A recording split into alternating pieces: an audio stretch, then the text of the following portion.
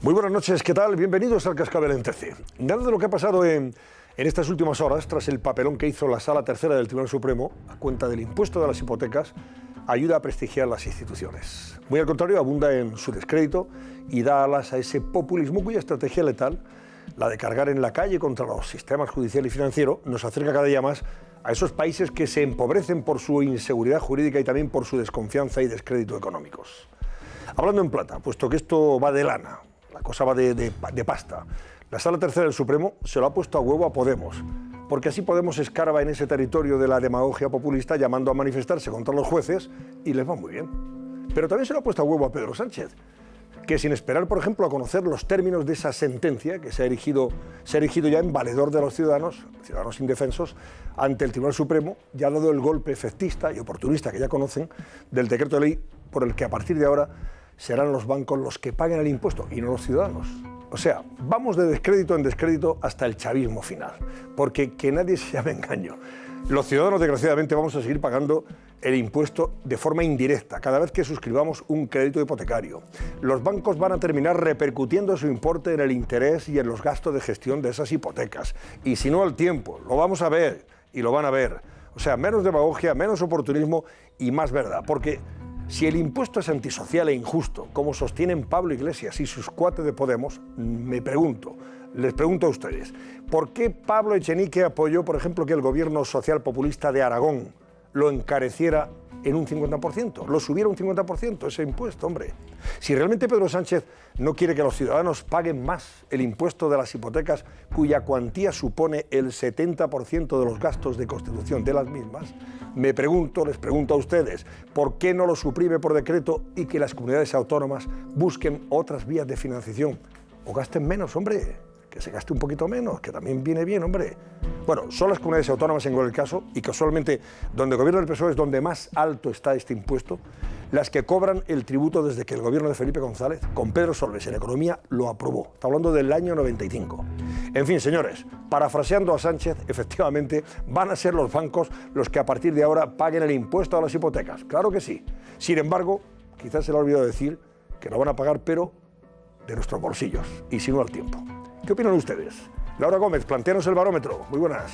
¿Qué tal, Antonio? Buenas noches. Pues, como decía, sigue la polémica sobre el impuesto de las hipotecas. Hoy el presidente del Gobierno ha anunciado que la ley se va a cambiar. ¿Cómo? Con un real decreto para que a partir de ahora sea la banca la que pague este impuesto y nunca más lo haga el ciudadano. Pero ¿qué piensan nuestros espectadores sobre esta medida? ¿Creen que la decisión de Pedro Sánchez de cargar el impuesto de las hipotecas a los bancos es una medida populista? Pues esta es la pregunta del barómetro de hoy. Si la consideran populista, marquen el 905-855-001. Si creen que no lo es, pues el mismo número, pero acabado en 002. 905-855-002.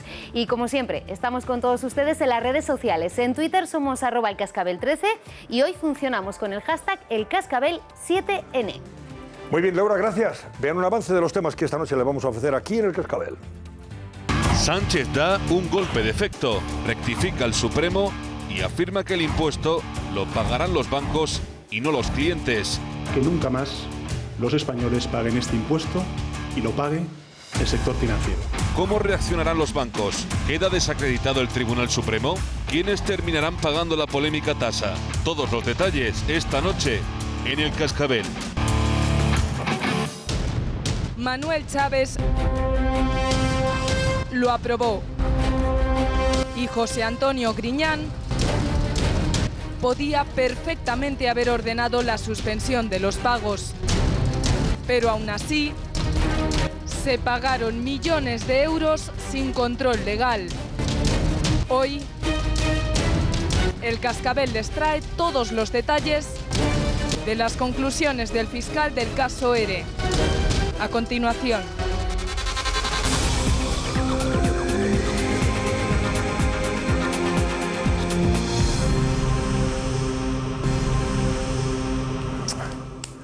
Pues aquí me acompañan esta noche Paco Rosell. Buenas noches, Paco. Muy buenas noches, don Antonio. Y Maite Alcaraz. ¿Qué tal? Buenas noches, Antonio. Y Sandra Fernández. Buenas noches. Buenas noches, Sandra. Y Vicente González Olaya. Buenas noches, Antonio. Vicente. Bueno, antes de que me deis vuestra opinión sobre el asunto del día, que no es otro que aquel que nos dejó ayer el Tribunal Supremo, su sala tercera, el impuesto a las hipotecas y la reacción hoy del presidente del Gobierno y las reacciones que han suscitado, especialmente, hombre, en el mundo podemita, ¿no? Vamos a conocer esos detalles, la rueda de prensa de Pedro Sánchez y al final, a ver cómo va a acabar esto. Que yo creo que va a acabar pagándolo todos de nuestro bolsillo, eso sí, indirectamente. Susana Ollero, cuéntanos. Pues vamos a contar esto porque llevamos 2 días de vértigo, Antonio. Cambio sorprendente de rumbo. El presidente del Gobierno, Pedro Sánchez, ha anunciado que aprobará mañana un Real Decreto Ley para que sean finalmente los bancos quienes paguen el impuesto de las hipotecas. El Ejecutivo contradice así lo que decidió ayer el Tribunal Supremo. Lo ha dicho esta mañana en una rueda de prensa organizada por Sorpresa. Escuchen. Les anuncio la decisión que tomaremos mañana en el Consejo de Ministros, que será que nunca más los españoles paguen este impuesto y lo pague el sector financiero, la banca. Las iniciativas del Gobierno no terminan aquí. También creará una autoridad independiente que velará por los derechos de los clientes. La preocupación de Sánchez es que ahora la banca no repercuta este impuesto al cliente de una u otra manera. Lo ha dicho así, le escuchamos. Que se abre un debate sobre si puede haber o no cláusulas abusivas como consecuencia de esa repercusión en productos financieros que nada tienen que ver con el hipotecario. Y en ese sentido, apelo a la responsabilidad, en este sentido, del sector financiero. Durante la rueda de prensa, Sánchez se ha mostrado rotundo ante los partidos de la oposición, como el PP y Ciudadanos, que han propuesto eliminar directamente este impuesto. El presidente ha recordado que se trata de una competencia transferida y les ha pedido a estas formaciones que hablen directamente con sus presidentes autonómicos. Aquellos que están proponiendo la supresión de este impuesto, que hablen con los presidentes autonómicos. Y que los presidentes autonómicos les digan si están de acuerdo o no en perder capacidad recaudatoria en esto. ¿Pero cuánto ingresan las comunidades autónomas por este impuesto? Bueno, pues la horquilla va desde el 0,5 al 1,5% de lo que cuesta el piso al ciudadano. Unos 1.500 euros de media. ¿Quieren saber qué autonomías son las que superan ese 1% y las que más recaudan? Bueno, pues son estas, un total de 12 autonomías, 12 comunidades autónomas en toda la geografía española. Bueno, pues casualmente 7 de estas 12 están presididas por el Partido Socialista.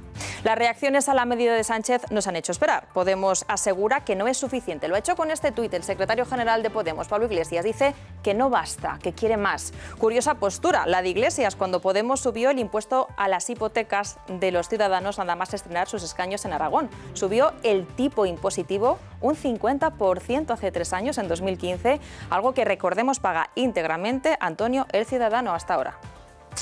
Bueno, muy bien. Antes de nada, un aviso a los navegantes. Hay todavía ciudadanos que creen que lo que mañana va a aprobar el Gobierno tiene carácter retroactivo. No. Lo que mañana va a aprobar el Gobierno, el decreto ley, es que a partir de ahora, una vez que entre en vigor ese decreto ley, hipoteca que se firme, hipoteca que se suscriba con el banco de turno, significa que los impuestos, el acto de jurídico, ¿cómo se llama? El impuesto de actos jurídicos documentados, lo va a pagar el banco. Yo digo que lo paga el banco porque es el banco el que tiene que hacer ese ingreso en las comunidades autónomas, allí donde se haya registrado el crédito hipotecario o se haya constituido. Luego al final vamos a ver si eso, en fin, no repercute en los gastos de gestión y no se repercute en el interés para que sean los ciudadanos. Pero en fin, que sepan que no hay carácter ya retroactivo. O sea, que el que tenga una hipoteca viva en estos momentos no va a poder reclamar nada. Teóricamente no puede reclamar nada. Ya sabes que hay por ahí abogados que dicen vamos a ir hasta el final, vamos a reclamar a Estrasburgo, al tribunal de no sé qué tal. De momento no hay nada que hacer. El Supremo ha dicho que esto lo pagan los clientes y punto. El Gobierno lo que hace es que a partir de ahora le va a trasladar esa responsabilidad a los bancos. Pero en cualquier caso os pregunto, políticamente lo podemos analizar, desde el punto de vista efectivo, ¿quién va a pagar esto? Nosotros. Pues, no tenéis lo vamos a pagar los ciudadanos, ¿no? no tengo ninguna duda. Absolutamente ninguna duda. De todos modos, el titular, la banca siempre gana, pero Hacienda también, ¿no? Claro. Porque todo ese dinero, si se hubiera realmente... Bueno, si el Tribunal Supremo hubiera mantenido su criterio de hace una semana, no, 2 semanas, si hubiera mantenido el criterio de hace 2 semanas, esto al final lo tendría que haber pagado Hacienda, con lo cual Hacienda también gana. Ayer la noticia fue muy buena, creo yo, más que a la banca, yo creo que a las comunidades autónomas, que tenían que haber soltado 5.000 millones, según la ministra de Hacienda. Pues 5.000 millones tenían que haber devuelto claro. de los últimos 4 añitos. Fíjate, a mí lo que más me molesta es que el presidente de gobierno nos tome por tontos cuando dice que nunca más los ciudadanos van a volver a pagar este impuesto. Hoy el diario 5 Días contaba que lo más seguro es que aumenten el diferencial en un 0,1, lo cual significa que los intereses que vas a pagar son un 10% más de lo que pagas ahora mismo por el impuesto de actos jurídicos documentados. Es decir, este periódico lo que contaba hoy es que nos va a costar, o quien tenga una hipoteca nueva, le va a costar un 10% más que el impuesto que actualmente se está pagando. Pero con independencia de eso, o sea, yo creo que un presidente de gobierno no puede decir en una Cámara que nunca más los ciudadanos van a pagar este impuesto y que apela a la responsabilidad de los bancos. Los bancos no son ONGs, los bancos son empresas, son sociedades que buscan su beneficio y jamás van a quitarle ese dinero a sus accionistas, porque es lo que busca cualquier empresa, busca tener beneficios.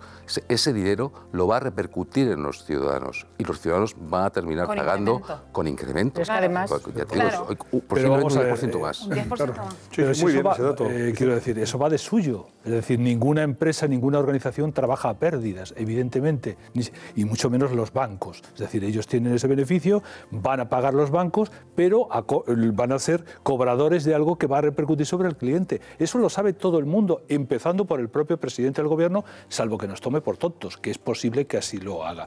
Pero hemos entrado a mí lo que me preocupa de todas estas situaciones, hemos entrado en una puja de demagogia absolutamente disparatada por parte de todos. Y esto va a traer un coste a las instituciones tremendo, terrible, terrible. Incluido el Tribunal Supremo. Todo el mundo. ¿Por qué es que el Tribunal Supremo también ha participado de esa demagogia? También ha emitido la anterior sentencia mirando al tendido. Aquí todo el mundo mira al tendido y se olvida de sus responsabilidades. Y eso las instituciones y la democracia en su conjunto lo va a pagar de una forma muy, muy cara. Vamos a ver. Ahora este impuesto acaba de aterrizar ahora mismo el Partido Socialista acaba de descubrir la existencia de este impuesto y que lo pagan los clientes. ¿Lo acaba de descubrir ahora? ¿Lo acaba de descubrir Podemos? ¿Lo acaba de descubrir Ciudadanos? ¿Lo acaba de descubrir el Partido Popular? No, ninguno lo ha descubierto. Entonces, lo que no se puede hacer es esta carrera de demagogos que se ha desatado hoy. El presidente del Gobierno, en lugar de esperar a la ley hipotecaria que se está tramitando en el Congreso de los Diputados, se adelanta con un decreto ley, diciendo que eso no lo van a pagar los ciudadanos, que lo va a pagar la banca. Él sabe perfectamente que la banca no lo va a pagar. Lo va a repercutir en los propios ciudadanos. Y luego, otra cosa, es decir, que organizaciones políticas, como hemos visto, que han utilizado este impuesto y lo han recargado en los últimos, con unos recargos autonómicos tremendos en el caso de Aragón y Andalucía. Ahora descubren ese impuesto. Pero si lo que hay que plantearse... el 50% del incremento en la Comunidad de Aragón.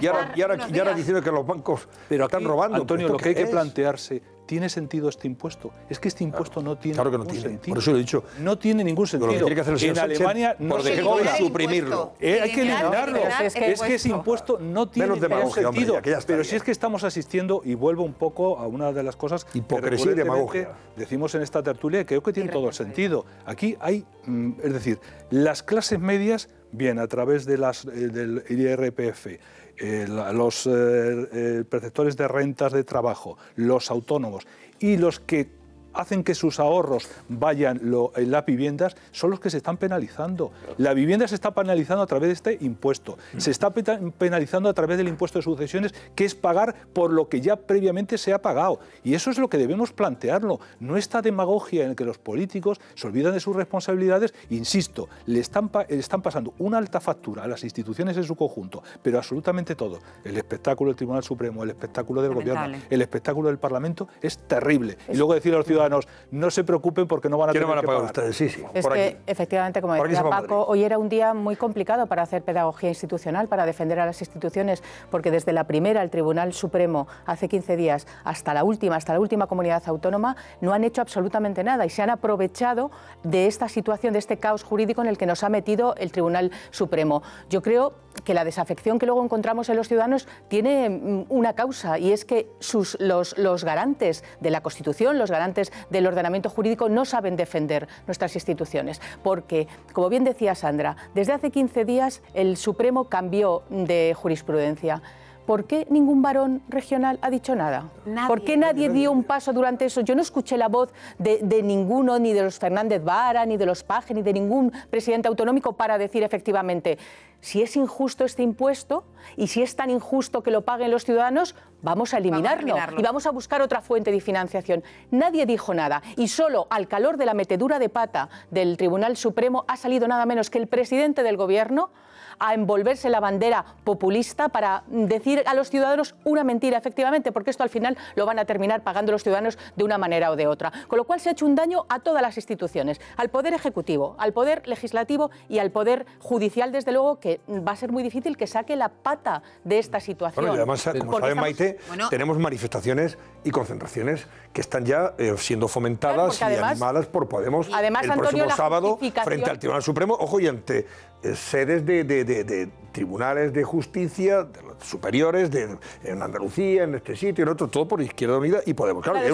uno se pregunta, ¿y por qué no vais a las consejerías de Hacienda de los gobiernos autonómicos y pedís que se suprima ahí el impuesto? En lugar de, ¿y por qué no vais a la casa de algunos de los dirigentes políticos que han apoyado abiertamente que se subiera y se incrementara ese impuesto? Es que además el momento es muy delicado. Lo hizo el señor Echenique, por ejemplo, en Aragón. Es que de verdad. Pero es que el momento es muy delicado, Antonio. Es que no estamos en cualquier momento que podríamos lamentar efectivamente el daño que se le ha hecho al prestigio del Tribunal Supremo, que es el mayor garante judicial que tenemos. No, es que el momento es muy delicado. Hay sentencias, hay decisiones que se van a tomar efectivamente que van a dar en la línea de flotación del Estado de Derecho. Y no viene, desde luego, nada bien que se haga desde el punto de vista político esta tabla rasa contra el sistema judicial. Y la imagen en Europa, porque estoy ir a Estrasburgo. Pero hay una cosa... Y después del papelón del Tribunal Supremo, yo cuestiono mucho que ahora le dé la razón, con lo cual también nos podemos llevar otra reprimenda. No. Bueno, yo creo que hay que hacer una diferencia por ejemplo, con lo que se habló de las cláusulas de suelo. Pues diferente. Una cosa es una cláusula y otra un impuesto que fue aprobado por el Congreso de los Diputados y por el Parlamento. Claro, pero es que el Tribunal Supremo hace 15 días dio la razón y 15 días después se desdice. Estamos hablando de un impuesto que está establecido. Eso, por tanto, ahí es más difícil.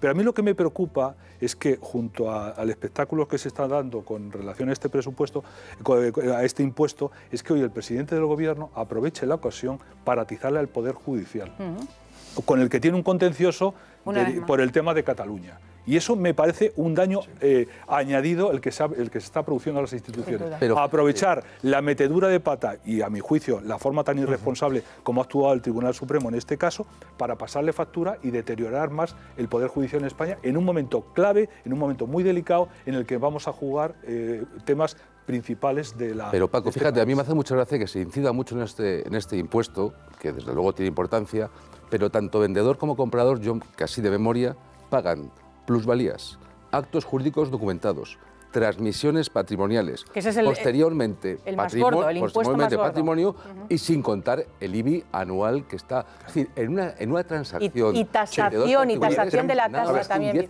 Hay un dato que me quería dar Sandra, que vamos a ir a la publicidad, pero es interesante porque Madrid es de las comunidades junto con Canarias que menos impuestos se paga.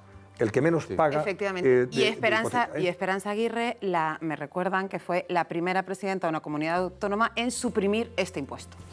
Luego ya se subió, pero ligeramente, pero está en el 0,4, 0,3, 0, o sea, no llega ni al 0,5 siquiera. Junto con Canarias, son las dos comunidades que más bajo tienen el impuesto de actos jurídicos documentados. Bueno, vamos a volver después sobre el particular porque tenemos por ahí a don Ignacio Ruiz Jarabo, que fue director de la Agencia Tributaria y creo que experto en la materia, y nos va a decir si este impuesto realmente el gobierno de la nación, el señor Sánchez, podía haberlo suprimido de un plumazo con un decreto ley y buscar otras vías de financiación por parte de las comunidades. De eso hablamos enseguida. Ahora sigan el consejo de Susana Ollero. No salgan a la carretera, ya saben, sin el Ángel Driver, ¿por qué lo pagan caro? Claro que lo pagan caro. Un golpe de efecto. Rectifica el Supremo y afirma que el impuesto lo pagarán los bancos y no los clientes. Que nunca más los españoles paguen este impuesto y lo pague el sector financiero. ¿Cómo reaccionarán los bancos? ¿Queda desacreditado el Tribunal Supremo? ¿Quiénes terminarán pagando la polémica tasa? Todos los detalles esta noche en El Cascabel. Pues bien, ustedes, no nos hemos equivocado. Ya nos están llegando las portadas de mañana de los diarios económicos y ya tanto El Economista como 5 Días destacan precisamente en sus titulares de mañana que la banca subirá las hipotecas tras el decreto de Sánchez, las entidades van a repercutir al cliente el impuesto tras la decisión del gobierno y que las entidades van a repercutir ese tributo en el precio de los créditos. O sea que menos lobos Caperucita. Hay que decirle a don Pedro Sánchez, hombre, pero vamos a ver, si esto es que ahora el que quiera, en fin, sentirse engañado y estafado, pues hace muy bien. Libre es para sentirse, pero la verdad no es esa. La realidad es que aquí esto lo van a seguir pagando todos aquellos que suscriban sus hipotecas, porque los bancos se lo van a repercutir. Don Ignacio Ruiz Jarabo fue director de la agencia tributaria y entiende de estas cosas, de tributos. Don Ignacio, buenas noches. Muy buenas noches. ¿Usted tenía alguna duda de que esto al final terminamos pagándolo los clientes? Hacia el futuro no podía haber duda porque lo había dicho la patronal de la banca estos últimos días o semanas, ¿no? Lo habían anunciado. Luego, lo que iba a pasar hacia el futuro era evidente y el presidente del gobierno no podía llamarse a engaño, ¿no? Por eso lo que se jugaba de verdad en la decisión del Tribunal Supremo adoptada el martes era lo que pasaba con los años anteriores, lo que pasaba con los últimos 4 ejercicios, ¿no? Y ahí es donde el Tribunal Supremo, después de un proceso lleno de anomalías, lo digo en el sentido estadístico del término, pues después de ese proceso lleno de anomalías, en el cual nos ha puesto a jugar a todos a la ruleta, y a los 15 días el gran croupier ha puesto la bola en el 0 y ha gritado la banca gana, ¿no? Y esto ha sido el resultado, con lo cual estamos todos los españoles, yo creo, desazonados, sorprendidos y, por qué no decirlo, disgustados, ¿no? Pero claro, don Ignacio, vamos a ver, la banca gana. Hacia el futuro... Sí, digo, la banca gana, la banca no pierde de momento, eso es cierto. La banca no va a perder. Y va a seguir ganando prácticamente lo mismo. Aquí no pierde hacia el futuro, pero ganan los 4 años anteriores. Eso sí es cierto. Lo que se jugaba de realmente, de verdad, es... La amenaza de la esos 4 años anteriores, es cierto. Sí. Según la sentencia que ha sido finalmente echada por la borda, resulta que durante los últimos ejercicios, bueno, desde siempre, pero sin que juegue la prescripción de los últimos 4 ejercicios, todos los deudores hipotecarios habían pagado un impuesto en base a un artículo ilegal. Así lo ha dicho el Tribunal Supremo, ilegal. Así lo había dicho el Tribunal Supremo, ¿no? Y por tanto, en tanto que era un artículo ilegal, lo obligado jurídicamente es que se nos devolviera lo pagado ilegalmente, ¿no? Y eso es lo que el Tribunal Supremo el otro día dijo que no. Y eso es lo que el decreto ley que anuncia el presidente del gobierno no lo arregla, por mucho que se haya querido apuntar un tanto de jugar a favor del contribuyente. No, el daño que ha generado la decisión de ayer del Tribunal Supremo es irreparable, por lo menos en el ámbito español. Otra cosa es si el Tribunal Europeo de Justicia una vez más nos llama la atención.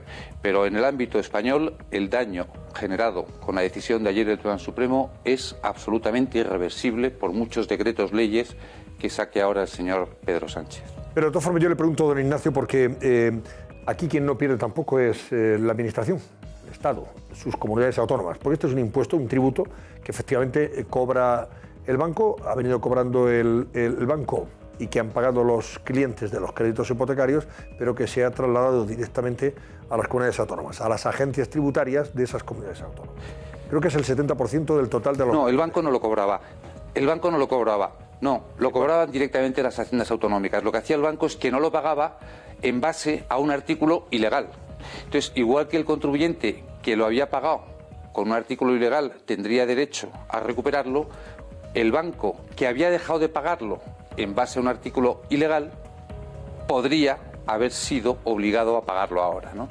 Pero insisto que eso es lo que no se va a hacer. Efectivamente, las haciendas autonómicas podrían haber sido neutral para ellas el proceso, porque ellas tendrían la obligación de devolver a los contribuyentes el impuesto, pero, si así lo hubiera dicho el Tribunal Supremo, podrían haberse resarcido con los bancos.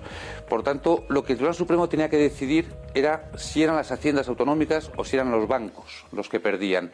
Y han decidido que no pierdan ni unas ni otros, que perdamos los españoles, claro, el conjunto de los españoles. Efectivamente, y entonces por eso le pregunto a usted, yo creo que llegados a este punto, como aquí se ha dicho que este es un impuesto injusto y antisocial, no sé si usted opina lo mismo, Porque es verdad, porque aquí es que por hacer cualquier gestión ya se paga impuestos, y pagamos impuestos. Y en el caso de las hipotecas y de las casas, pues imagínese, mientras estamos comprándolas, estamos pagando impuestos, y después de haber pagado ya lo suyo, seguimos pagando impuestos con el impuesto de donaciones y sucesiones. Bueno, pero me refiero, ¿por qué no lo suprime el gobierno este impuesto? ¿Por qué no lo suprime?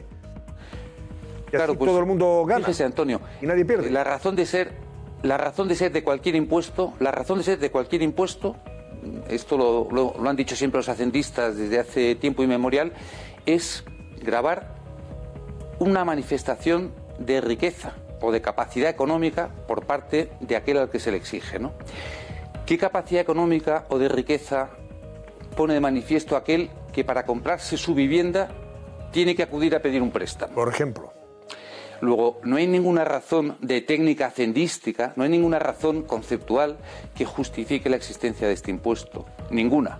Y por otra parte, no es un impuesto cuya recaudación sea absolutamente imprescindible. Mire, según los datos del Ministerio de Hacienda, de la última memoria oficial, en el año 2017, el último acabado, la recaudación de este impuesto fue escasamente 2.000 millones de euros, que han ido a las comunidades autónomas.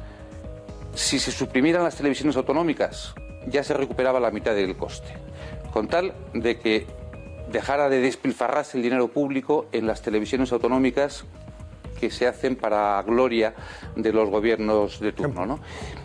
Ya tendríamos 1.000 millones de ahorros. Luego se podría hacer un esfuerzo un poco adicional en cualquier otro objeto de despilfarro autonómico y evitar el pago de este impuesto, que, insisto, está injustificado porque el que resulta obligado a pagarlo es porque ha pedido un crédito que le hace falta para comprarse una vivienda. Por lo tanto, lo que no está demostrando es que tenga una gran capacidad económica precisamente que justifique que sea grabado, ¿no? No puedo estar más de acuerdo con usted, don Ignacio, de verdad. Por eso, una cosa más por mi parte. Quiero que nos diga, el impuesto se crea en el año 95, si no recuerdo mal. 94, 95, siendo ministro Solbes, o 93. No. Bueno, ministro Solbes, gobierno de Felipe González. El impuesto es mucho más antiguo. ¿Es más antiguo? No, el impuesto es muy antiguo. Eso es la última ley que lo ha regulado, pero el impuesto es muy antiguo. Cuando se actualiza para que sea... Es lo que se llaman los derechos reales. Bueno, se actualiza en cualquier caso en el año 93, 94, 95, siendo ministro Solbes, con el fin de que las comunidades autónomas tengan una vía de financiación un poquito más holgadita, ¿no? Que tengan una fuente de financiación a través de esos créditos hipotecarios que suscribían con los bancos con sus clientes. Le pregunto, ¿la capacidad de suprimir este impuesto le compete al Gobierno de la Nación o tiene que ser algo que debe hacer cada comunidad autónoma en función de su libre ejercicio? ¿Puede el Gobierno de la Nación, el señor Sánchez, en lugar de ponerse hoy tan ufano, decir, no van a pagar más los españoles este impuesto, lo va a pagar la banca? No, eso va a repercutir luego evidentemente, por parte de los bancos en el crédito que se firme, en los intereses y en la gestión. No, ¿puede el señor Sánchez mañana de un problema decir, podría hacerlo. Este impuesto se suprime? Se ha acabado. El señor Sánchez y el Congreso de los Diputados, pero es decir, es un impuesto estatal, que está cedido a las comunidades autónomas en el año al que usted se refería, cedido la recaudación a las comunidades autónomas y la gestión, pero el impuesto es estatal, lo creó el Estado y por tanto el Estado lo puede suprimir. Luego, efectivamente, en vez de llevar mañana un decreto ley, podía llevar perfectamente el Gobierno de la Nación un proyecto de ley para la supresión del impuesto, efectivamente. La competencia para suprimirlo es estatal. Por tanto, está en manos del Gobierno de Pedro Sánchez iniciar el procedimiento para suprimir el impuesto. Pues se ha quedado muy claro. Don Ignacio Ruiz Jarabo, ha sido un placer escucharle como siempre. Gracias, buenas noches. Muchas gracias a ustedes. Gracias, don Ignacio. Bueno, creo que ha sido muy clarividente y muy clarito en sus respuestas. Al final lo que y queda nos ha puesto claro... perfectamente al día. Pero lo que queda claro es que con el anuncio, vamos a ver, con la doctrina o la sentencia del Tribunal Supremo, las cosas quedaban como estaban, ¿no? Cada uno tenía que abonar ese impuesto. Con el anuncio de Sánchez, lo que ha conseguido es que nos repercutan a nosotros, a los ciudadanos, eso dentro de lo de las hipotecas, que al final sea incluso más caro, porque puede repercutir incluso un 10% más, pero además las comunidades autónomas que estaban más favorecidas, como es el caso de Madrid o el caso de Canarias, que eran las comunidades que menos pagaran, ahora también lo van a tener que pagar al mismo precio que las que peor estaban, las que más estaban pagando, como Andalucía y Aragón. Es así. O sea, hay que darle gracias a Sánchez por todo eso. Sí. Y además hay una cosa que yo, al escucharle, no me ha quedado muy claro, ¿no? Él hablaba de que todo esto se ha cobrado, este impuesto se ha cobrado por una ley ilegal, ¿no? Por un artículo ilegal. Yo creo que era legal completamente. Era completamente legal. Claro, lo decidió un gobierno, como el gobierno socialista de Felipe González, en un reglamento que establecía que quien pagaba ese impuesto... No, yo creo que él se refiere a que es antisocial e injusto. Lo que sí, pero también que coincide con nosotros, don Ignacio. Vamos a ver. Que no tenía razón, razón de ser, es lo que Vamos a ver, pero él ha dicho que este asunto era ilegal. Ilegal por la resolución del Tribunal Supremo. Ah, claro, claro. Pero hay que entender que la resolución del Tribunal Supremo no era firme porque no se ha publicado en ningún lado. Claro. Es decir, la única resolución del Supremo es la que se produjo, la que hemos conocido a la última hora de ayer. Esa es la resolución. Lo otro fue el intento que se paralizó, etcétera, etcétera. Si se hubiera publicado esa sentencia, entonces ya podríamos decir que ese artículo era ilegal. Ese artículo no es ilegal porque no ha habido un pronunciamiento en firme de ninguna instancia judicial sobre esa materia. Ahora os pregunto, desde el punto de vista político, hemos analizado desde el punto de vista económico e incluso jurídico, como nos decía don Ignacio. Desde el punto de vista político tenemos por un lado a Podemos con esas manifestaciones que está convocando. Sí. Para salir a la calle el próximo sábado, con el apoyo de las centrales sindicales, comisiones UGT y también Izquierda Unida. Izquierda Unida Podemos, todo es lo mismo. Y por otro lado tenemos a los separatistas que aprovechan esta circunstancia para incidir en el desprestigio de las instituciones de España y concretamente de su sistema jurídico. Es decir, claro, ¿cómo nos vamos a fiar de un Supremo que hace lo que ha hecho? Y que nos está condenando a nosotros con el delito. Que dice lo mismo y lo contrario en 15 días de diferencia. A mí políticamente, yo creo que políticamente es un acierto lo que ha hecho Sánchez, porque muchos van a entender que Sánchez ha quitado un impuesto a la gente que compra un piso. Es decir, mucha gente va a entender eso. No va a saber que lo que está haciendo es... Derivarlo simplemente. Que se pague indirectamente. Ahora, la imagen que vende Sánchez es: yo he quitado este impuesto a la gente sencilla y se lo he colocado a los bancos.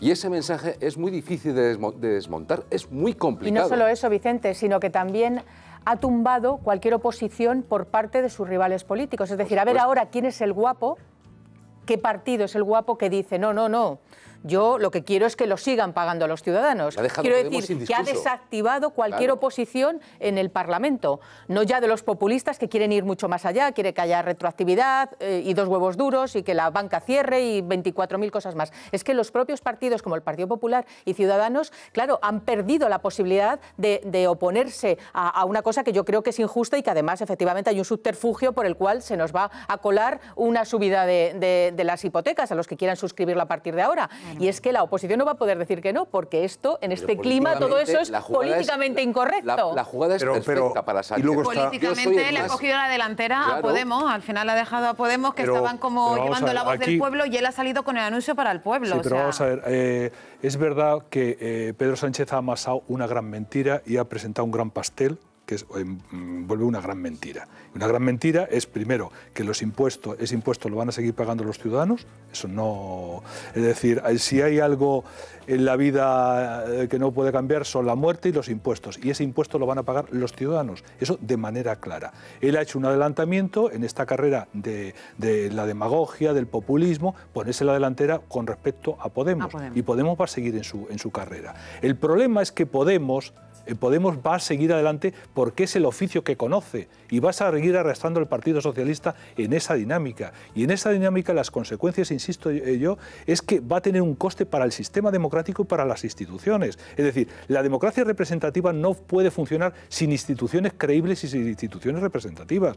Y a mí me parece un acto de irresponsabilidad el que ha cometido el presidente del Gobierno, porque se ha puesto en ese lado. Y en ese lado además va a arrastrar a todos los partidos. Incluso hoy el propio Partido Popular dice que eso hay que suprimirlo, ese impuesto, cuando ha tenido ocasión, estando en el poder, de haberlo suprimido. Igual que ha tenido el Partido Socialista, etcétera, etcétera. Todos participan de una gran mentira, un gran engaño general al que estamos asistiendo. Es una comedia bufa al que todos, pues, a ver quién es más listo, quién es más inteligente. Que se lo ha facilitado el Tribunal Supremo. Y entonces estas consecuencias... Todo esto lo ha facilitado el Tribunal Supremo. El Tribunal Supremo... Por el caos judicial vamos a ver, el Tribunal Supremo efectivamente ha cometido... Para nuestra desgracia. Bien, el Tribunal Supremo ha cometido un error de libro, porque el Tribunal Supremo no ha sido precisamente, no se ha aislado de esa corriente de populismo.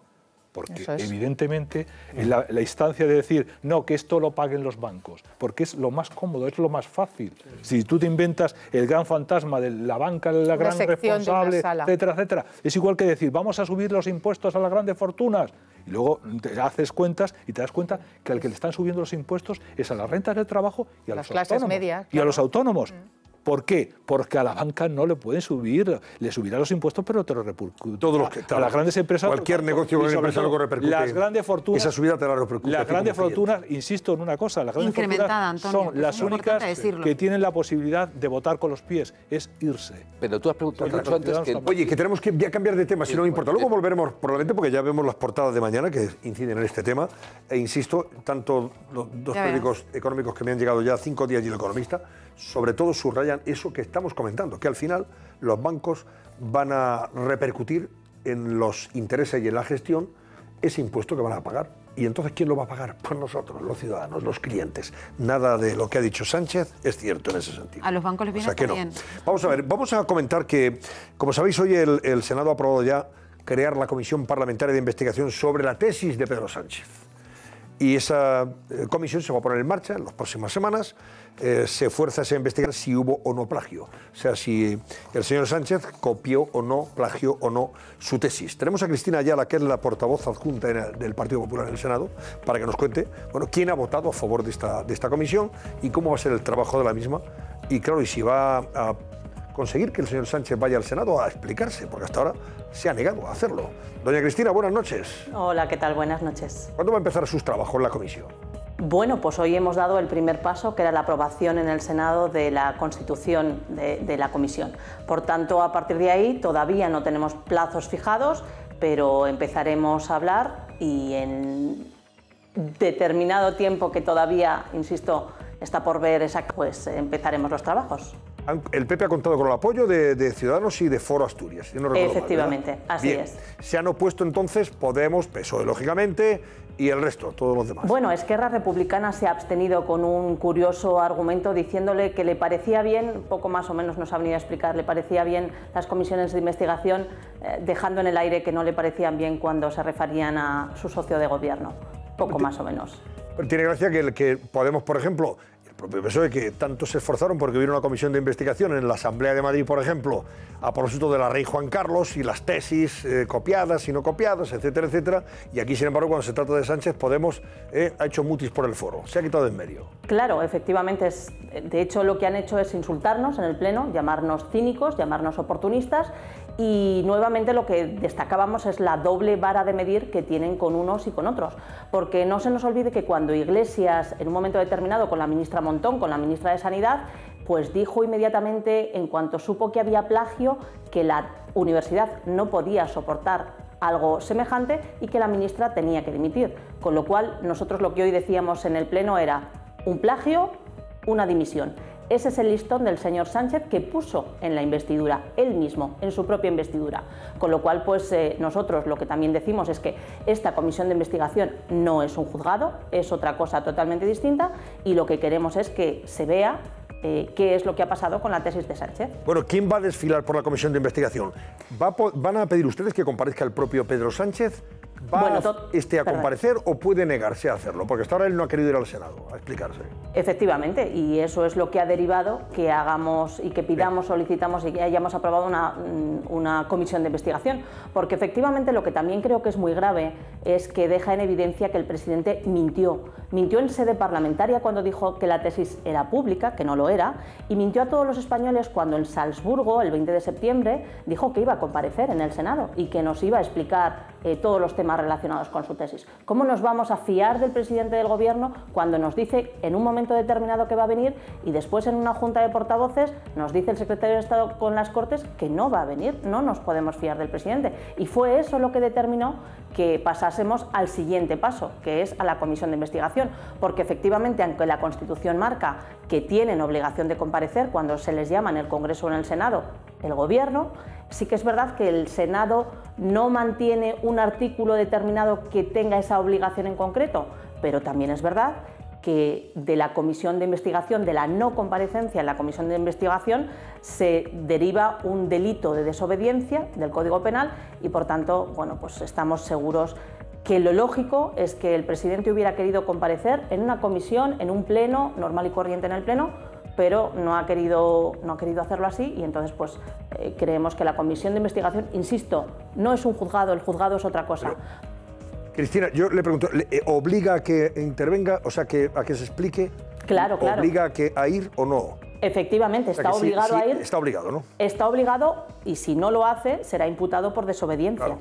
¿Y qué más personas van a pedir ustedes que comparezcan, que desfilen por la misma? Bueno, bien es verdad que todavía, como le he comentado, hoy es el primer paso, es la aprobación, pero a partir de ahí será la Constitución y habrá que hacer un plan de todos los comparecientes, pero desde luego no descartamos absolutamente a nadie. Lo lógico es que pasará por ahí, evidentemente, el presidente del Gobierno, pero insisto, creo que el plan de comparecientes puede ser tan grande porque hay tantas cosas que ver. Lo primero que queremos, tenemos muchas dudas y muchas certezas, porque sabemos que el presidente ha mentido, insisto, dentro del Parlamento y fuera del Parlamento. Sabemos que esa tesis es una chapuza, lo que no entendemos es por qué hay un cum laude, con lo cual es una de las cuestiones que probablemente tenga que desfilar por la comisión de investigación para saber cómo es posible que una tesis con los errores que ya se comentaron, más que con los errores, con las torpezas que se comentaban en distintos medios de comunicación, pues tenga un cum laude.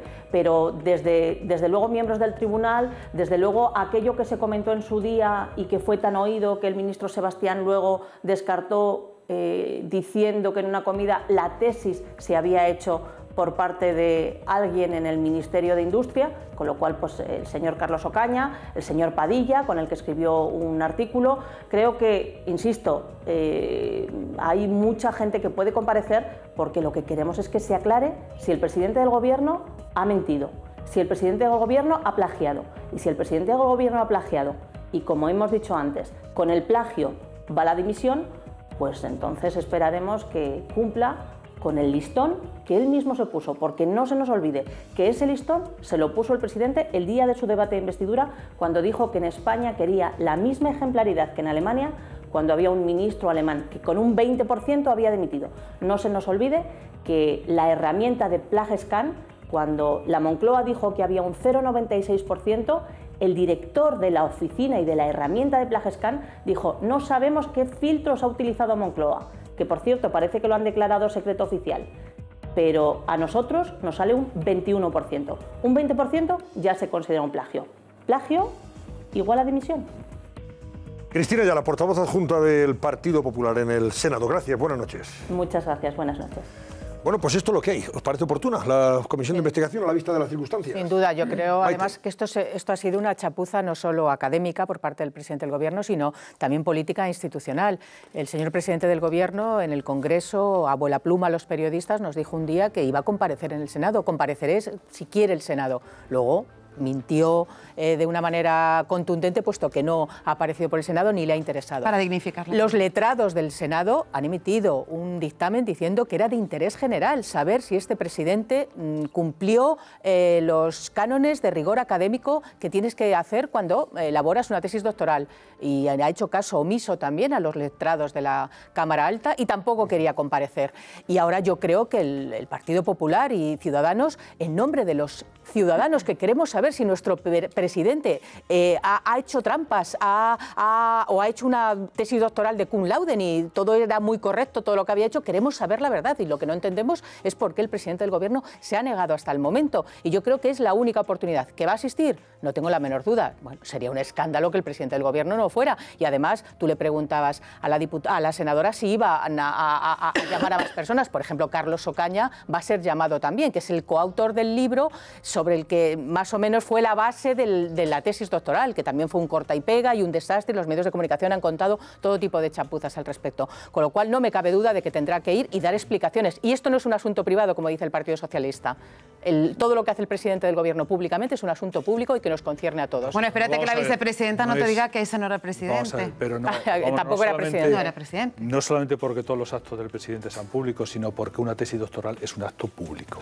Es decir, es un título público que está validado por una universidad y por tanto es algo absolutamente público. Yo creo que digamos, la comisión de investigación es absolutamente pertinente porque hay muy serias dudas sobre si el presidente hizo esa tesis, sobre los plagios que se han detectado en los medios de comunicación sobre esa tesis, y obliga a dar explicaciones al respecto y aclarar el mismo. Hay que recordar el precedente que el mismo presidente del Gobierno puso en su momento frente a Rajoy. Sí, no, lo recordaba antes el caso del ministro de Defensa alemán, que la prensa detecta un plagio y ese ministro dimite inmediatamente. No hace falta constituir ninguna comisión de investigación, no hace falta llevarlo al Parlamento, dimite inmediatamente. Y es más, la propia universidad abre una investigación y le retira el título de doctor, esa misma universidad alemana, que por cierto hay una investigación interna por cómo se había facilitado ese título al ministro de Defensa alemán. Por tanto, hay una serie de circunstancias que hay que aclarar de manera pertinente. Ahora bien, otra cosa que me parece importante, las comisiones de investigación obligan a trabajar a los diputados. El espectáculo al que hemos asistido las comisiones de investigación españolas, en el que van los diputados con los titulares de los periódicos menos aprendidos, no es. Hay que hacer un trabajo de investigación. Primero, si ese texto, esa tesis, es exclusiva del presidente, si fue planificada y organizada desde el antiguo ministerio del ministro Sebastián, ¿cómo es posible que una tesis doctoral, cuando se publica, lleva la firma de 2 personas? Cosa absolutamente inédita. Y otra, ¿cómo se formó ese tribunal?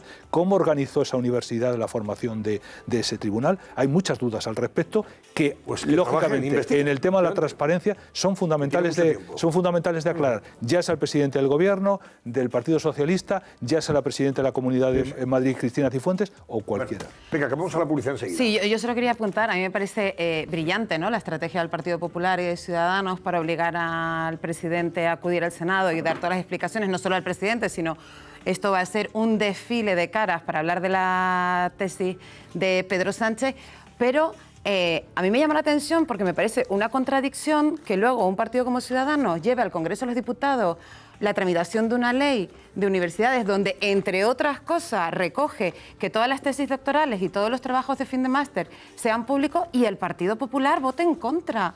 A mí me parece que esta ley podría ser el principio y un paso importante dentro de la higiene para este tipo de informaciones. Y por eso no entiendo que el Partido Popular haga esta estrategia tan brillante en el Senado y que por contra no vote en contra. Es que votó en contra, ni siquiera estuvo a favor de la tramitación para luego meter alguna enmienda. No, votó en contra como el Partido Socialista y como Podemos.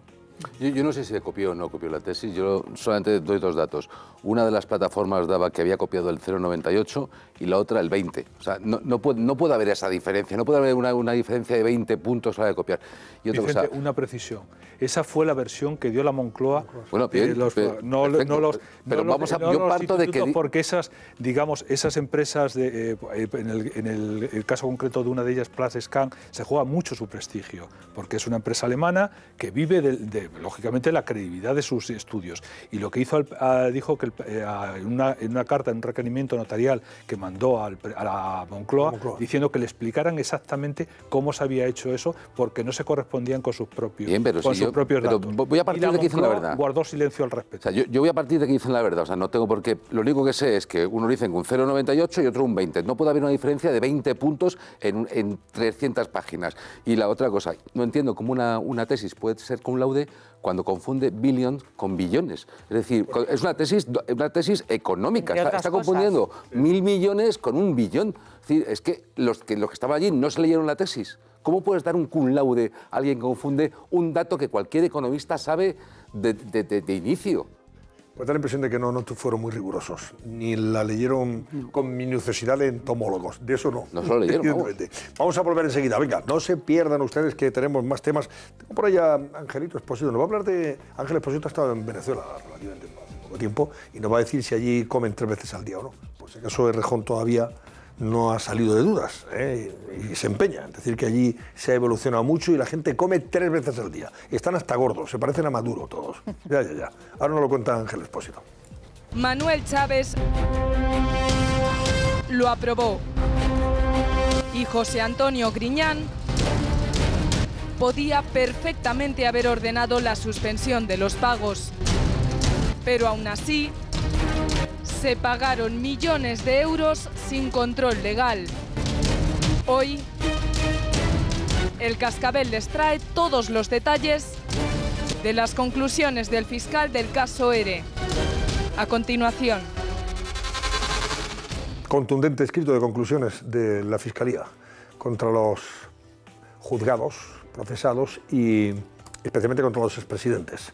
Griñán y Chávez. Ahora lo comentamos, pero antes Ángel Expósito. Buenas noches, Ángel. Buenas noches. Me imagino que te quedarías, ayer claro, como no estuviste aquí, estabas en Cádiz, tengo entendido, ¿no? Sí. Que estabas asistiendo a Kichi, que se sentó el otro día en el banquillo, por cierto. No. Por alguna malversación de chiringuitos y cosas de estas. No. En la playa de la Victoria. Fue mucho más lúdico y gozoso.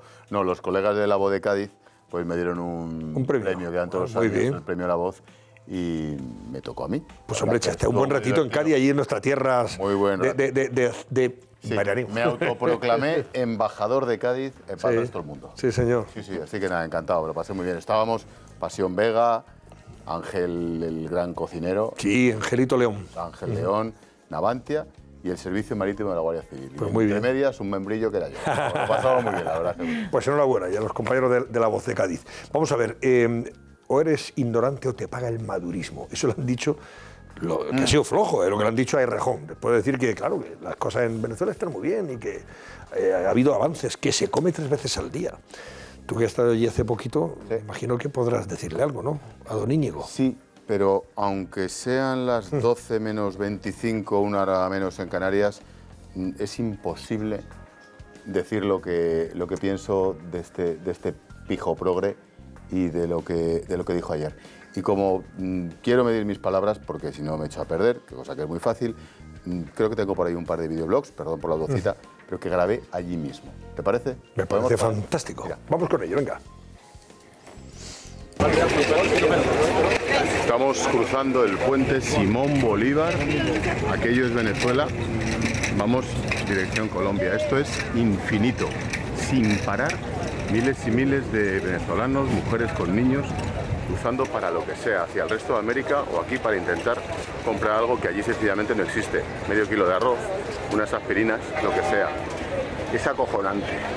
Fíjate, la gente que está cruzando a Colombia a diario porque no puede comer porque allí no hay nada. Os puedo asegurar que era en Venezuela incontenible la emoción. Fuimos Elena Grandal, Sergio Jiménez, John Uriarte y yo.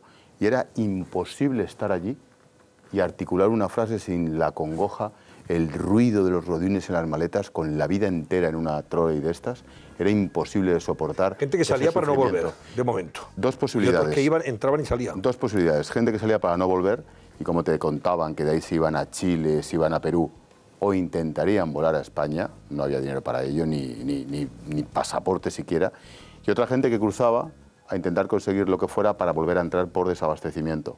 Para eso hace falta dinero. Y parte de ese dinero, escucha cómo lo conseguían. Tengo otro vídeo un poquito más allá, en esa misma frontera de Cúcuta. Mirad lo que es el auténtico efecto frontera. Esta es la frontera ya en suelo colombiano de la miseria de todos los que intentan huir desde Venezuela. Estos autobuses van a cualquier lugar de América Latina con una maleta, la que ha conseguido pasar se lo llevan. Mirad qué sitio.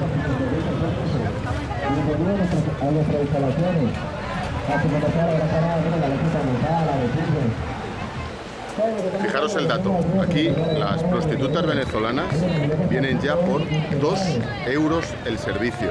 Eso es tremendo porque lo que se están cargando es hasta la industria de las colombianas. Aquí ellas cobraban $6, aquí por $2 las venezolanas, señoras de familia, señoras bien, que hacen lo que sea.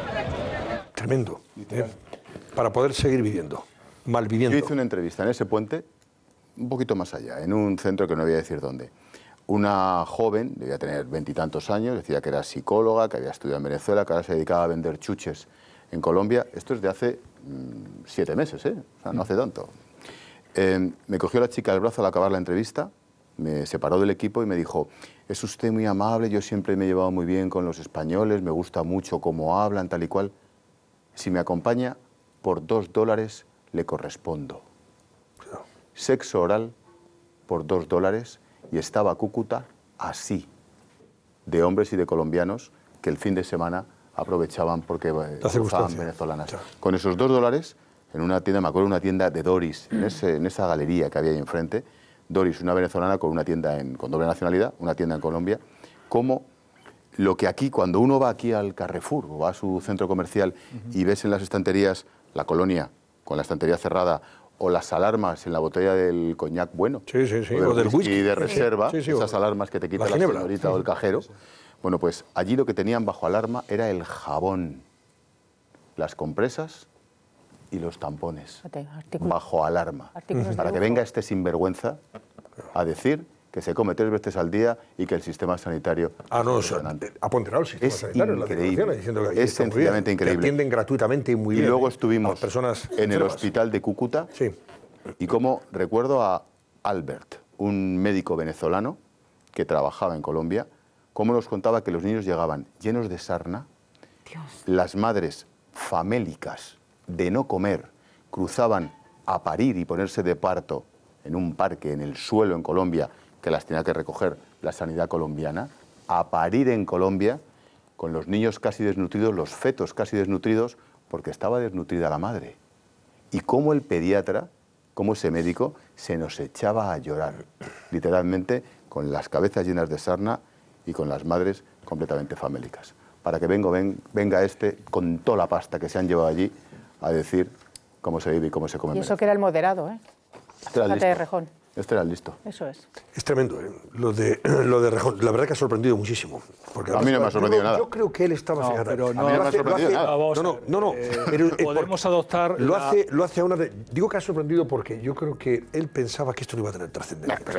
Ni que fuera tan tonto, vamos. Con una revista chilena, se llama The Clinic, que probablemente sea una revista de difusión muy restringida. Da igual. Está especializada en... Porque estaba asistiendo a un congreso de... Si de algo saben es de comunicación. Y esto no va a trascender y yo voy a poner aquí a Chávez, a Maduro y a Venezuela como si fuera aquello el paraíso. Y claro, una vez que tú compruebas que las declaraciones que hace, que no es que no se correspondan con la realidad, sino que es un insulto a la realidad, y un atentado contra esa realidad, dice, hombre, pero vamos a ver, sobre todo los venezolanos, en el mundo actual globalizado, él sabe perfectamente que esas declaraciones iban a ser conocidas en cualquier lado, pero sabe al régimen que se debe. Es decir, la construcción de... le ha pagado, literalmente. Exactamente, el asalto al cielo, el construir el cielo en la tierra es Venezuela. Y hay que recordar unas anteriores declaraciones que hizo el propio Errejón, al que, pues bueno, su imagen siempre más agradable, más asequible, parece que da otra imagen distinta de otros líderes de su propio partido, pero la idea y el pensamiento es exactamente lo mismo.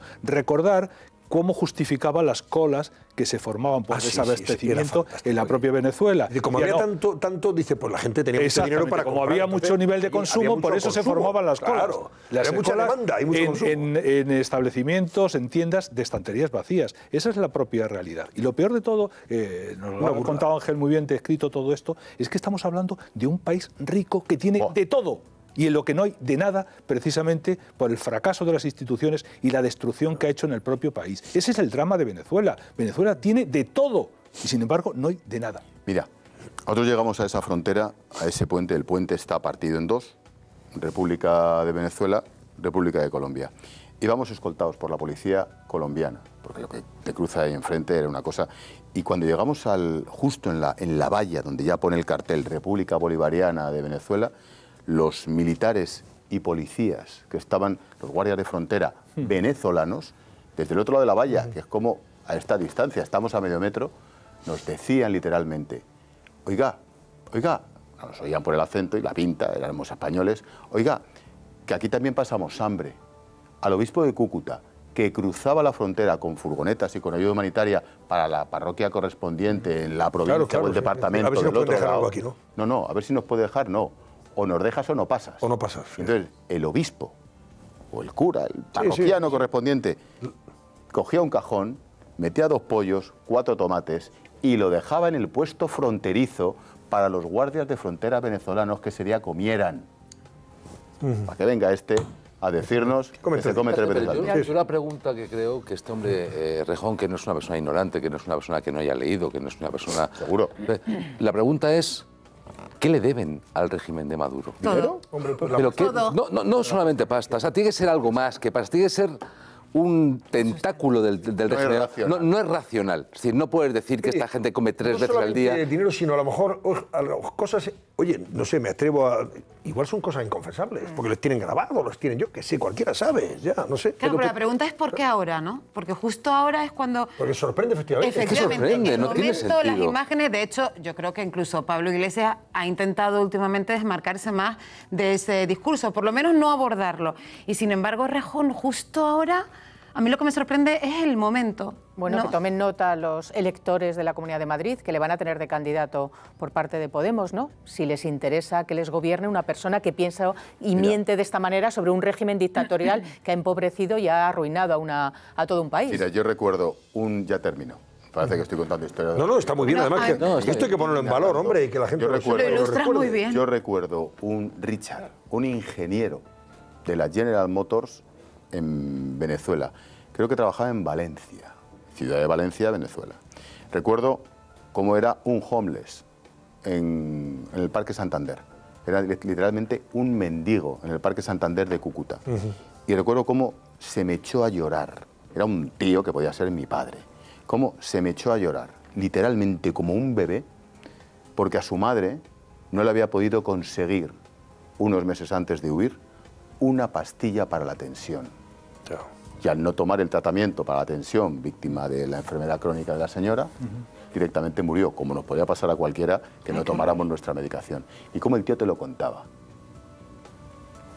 Pero sí sabes. ¿Y esa es la historia más dura? Mira, si tú conoces las personas de Venezuela... la historia más dura, por lo menos en lo personal... La mayoría de las personas que... En lo personal, la historia más dura es la chica que me apartó y que me ofreció hacerme sexo oral por $2. O sea, yo me quería morir. Sobre todo viendo cómo estaba Cúcuta ese fin de semana con miles de colombianos que aprovechaban. Colombianos o de otro país. Se hubiera pasado aquí igual, que aquí la culpa es las víctimas y somos europeos. Ojo, la culpa son los mal llamados clientes, que son los puteros, y somos europeos. Como aquel fin de semana estaba Cúcuta y esa frontera llena de hombres. Por $2 llevaban 5 servicios en X horas. Imagínate. Y cómo ellas cruzaban, ellas podían ser señoras como vosotras, como nuestras hijas, y no sé si como mi madre, pero casi.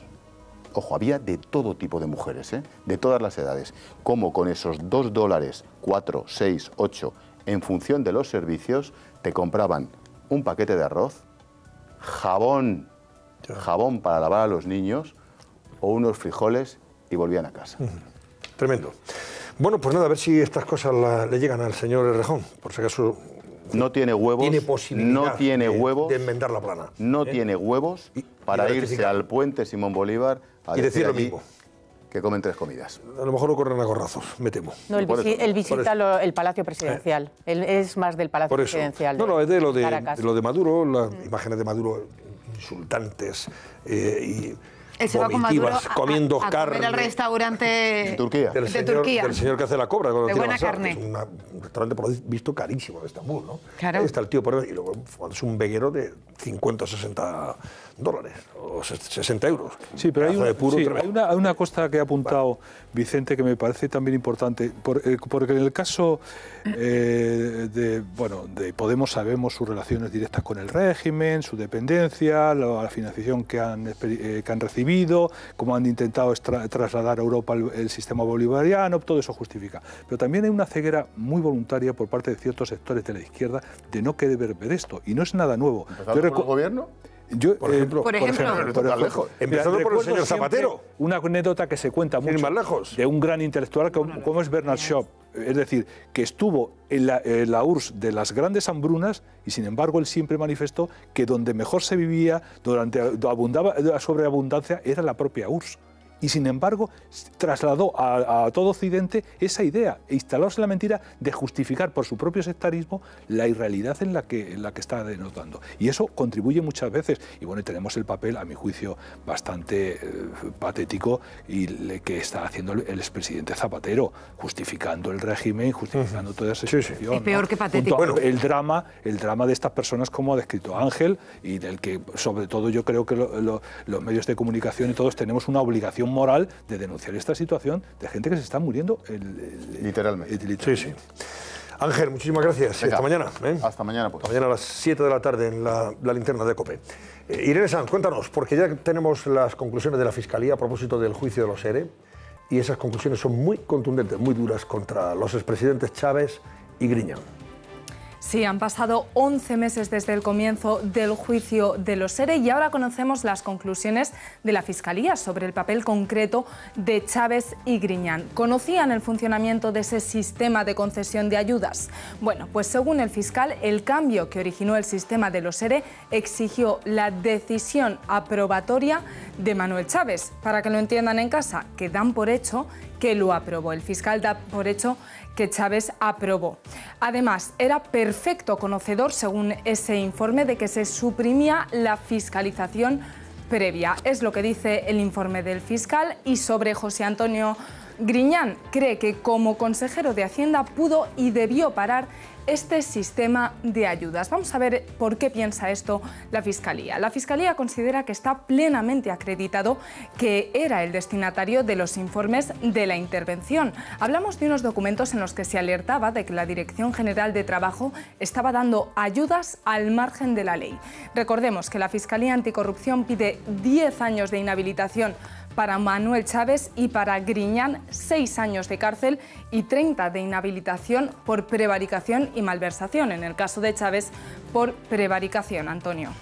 Bueno, pues el juicio está ya a punto de concluir. Ahora os pregunto y os pido una opinión, antes de entrar de lleno ya en el repaso a las portadas de los periódicos de mañana. Hablaremos de ello también con un colega de ABC de Sevilla, que es abogado además, y nos dará su impresión, opinión sobre el final de este proceso, de esta vista oral. Estamos de vuelta enseguida. Hasta ahora.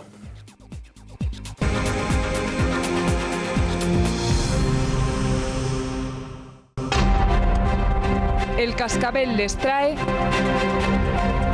las portadas de los principales periódicos, que ya pueden encontrar en las aplicaciones móviles y mañana en los kioscos.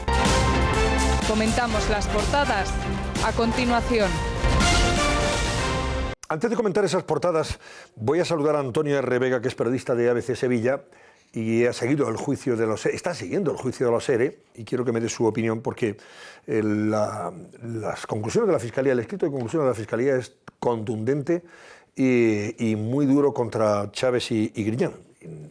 No sé si eso es lo que se corresponde con lo que se ha escuchado y visto en ese juicio. Antonio, buenas noches. Buenas noches, Antonio. ¿Os ha sorprendido el escrito de la Fiscalía? Habla acusa a Chávez de autorizar las ayudas y a Griñán de no pararlas. Que Chávez era perfecto conocedor de las mismas y Griñán que pudo y debió parar lo que se estaba haciendo mal y de forma ilegal y no lo hizo. O sea, fueron evidentemente cómplices de toda esa situación, de irregularidades e ilegalidades. Sí, efectivamente. No me ha sorprendido porque, bueno, viendo el transcurso del juicio, como ha ido, han sido 10 meses, 120 testigos, todos una gran parte con declaraciones muy contundentes e implicándolo en los hechos, pues ponían de manifiesto que efectivamente los expresidentes y consejeros sabían bastante más de la ayuda de lo que decían que sabían, ¿no? Porque recuerdo las declaraciones de Manuel Chávez, que los dos verbos que más utilizaba era no lo recuerdo y no lo conocía cuando le preguntaban. Quiero decir que la verdad que los testimonios de los peritos también, todo eso ha hecho que después de 10 meses de juicio la Fiscalía no haya cambiado ni una coma de las conclusiones provisionales que tenía. Es más, que se haya corroborado en lo que dijo en su inicio, acusándolos de prevaricación y malversación de fondos públicos, y que efectivamente, como bien dices, que sabían perfectamente cómo se articulaban esas ayudas sin ningún tipo de control, sin ningún tipo de requisito, con una opacidad absoluta, que incluso dice el fiscal que encerraba una injusticia evidente, porque había una mínima parte de los trabajadores andaluces que pudieron acceder a esa ayuda porque no se publicaba en ningún sitio. Bueno, y entonces ahora, a partir de ahora, ¿qué queda? Antonio, esto ya está finiquitado prácticamente. Bueno, pues hoy han acabado las acusaciones tanto del Partido Popular como Manos Limpias, y el lunes que viene pues serán las defensas las que presenten sus informes finales, donde van a decir, lógicamente, van a pedir la absolución de sus clientes, van a decir que son totalmente inocentes, y van a intentar rebatir de alguna forma los argumentos de la Fiscalía, que son, como bien dices, bastante contundentes. Y ya el siguiente paso sería la última palabra, el derecho de los acusados a un alegato final para exponer, bueno, lo que quieran ellos plantear, el que quiera hacerlo, vamos. O sea, que la semana que viene queda visto para sentencia. No, todavía no, porque ten en cuenta que son 21 los acusados y son muchas defensas las que tienen que hablar. Yo calculo que a finales de noviembre puede quedar visto para sentencia. Todavía queda hasta finales de noviembre. ¿Ha habido ahí alguna novedad respecto a las acusaciones de particulares o populares en este caso, las ejercidas por el PP y Manos Limpias? Bueno, el PP lo más importante es que le ha dado un sesgo más jurídico-político, digamos. Ha dicho que bueno, que el sistema se instauró por las más altas instancias de la Junta de Andalucía para obtener un rédito electoral, la paz social, que era también su tranquilidad política, ¿no? Y Manos Limpias ha sorprendido porque ha anunciado una teoría un poco extraña. Ha tirado del refranero popular. Ha dicho que bueno, que tanto peca el que mata a la cabra como que agarra a la cabra de la pata. Bueno, ha sido una cosa un poco extraña. Un poco surrealista, ¿no? Sí, un poco surrealista, para decir que bueno, que clasifican los encausados en varias categorías. Uno eran los que mataban a la cabra, otros los que le agarraban la pata, otros los que miraban y otros los que miraban para otro lado. Pero que todos estaban en el mismo plan, ¿eh? Estaban todos implicados.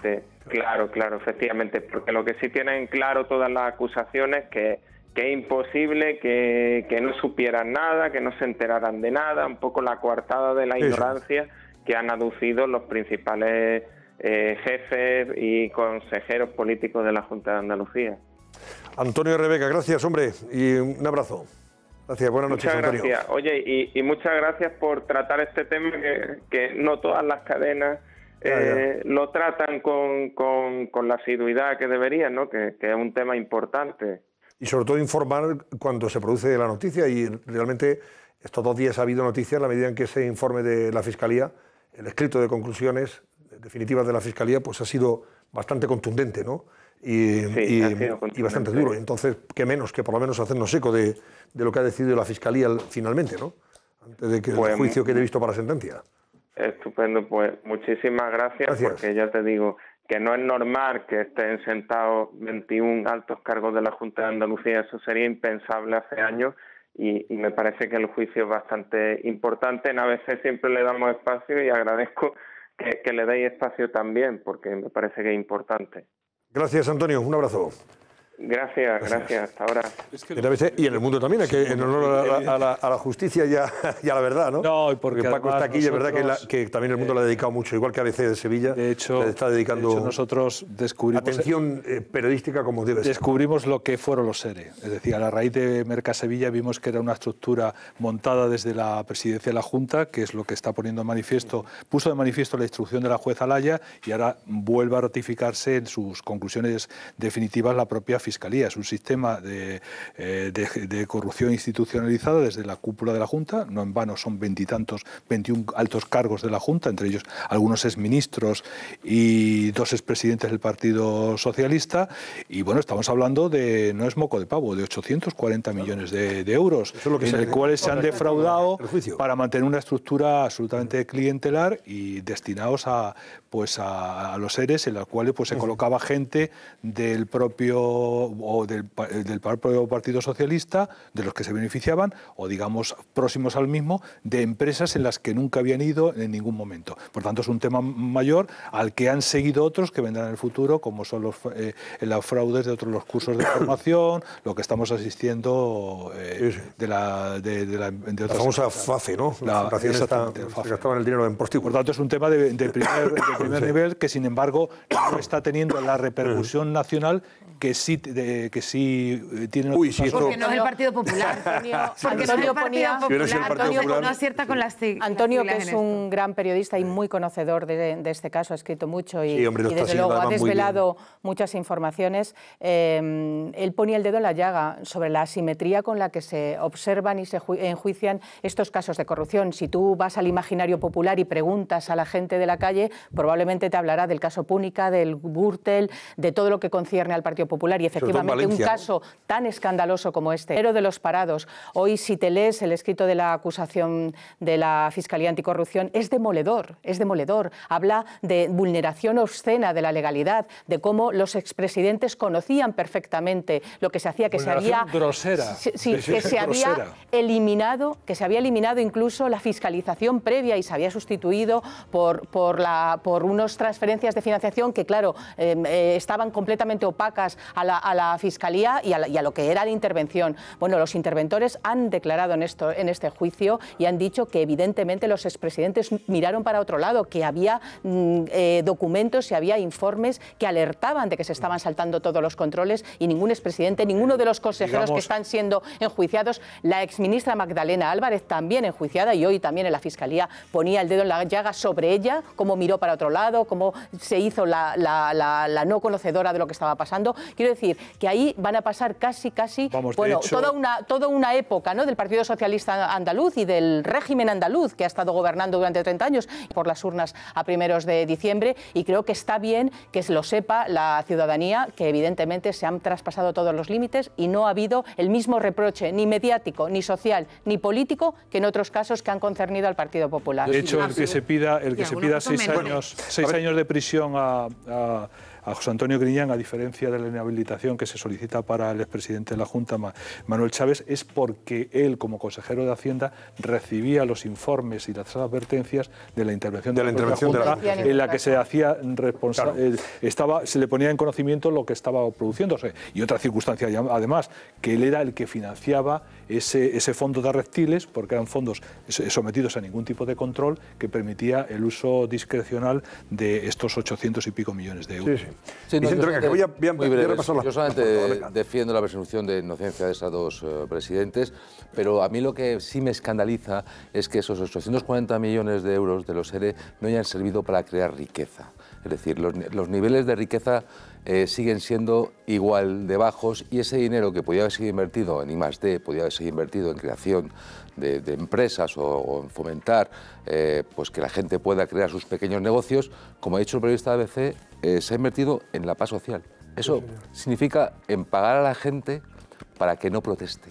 Para que no protestara. Y eso un político no puede permitirlo nunca. Es decir, no puedes pagar a la gente para que se calle. Eso no es un político. Eso es un señor que eso es comprar, eso es dar dádivas a la gente. Manteniendo que creo que pueden ser perfectamente inocentes. No tengo ni la menor idea si lo han hecho aposta o no.